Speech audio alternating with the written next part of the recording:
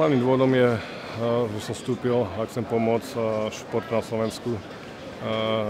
Vidím tie strediska tých mladých chlapcov, že nemajú tie podmienky. 20 rokov sa tu nič neurobilo s tým športom.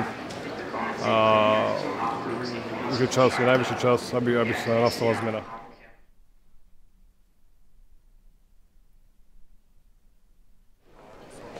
Áno, tak tu 20 rokov, keby tu zaspal ten šport.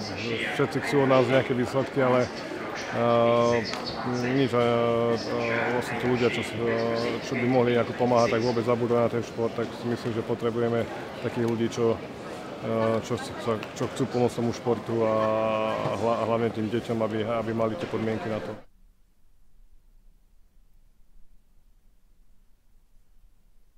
Áno, veľmi. Sme sa tak viacerí hokejisti sa tam rozprávali a myslím, že je to výborná myšlienka.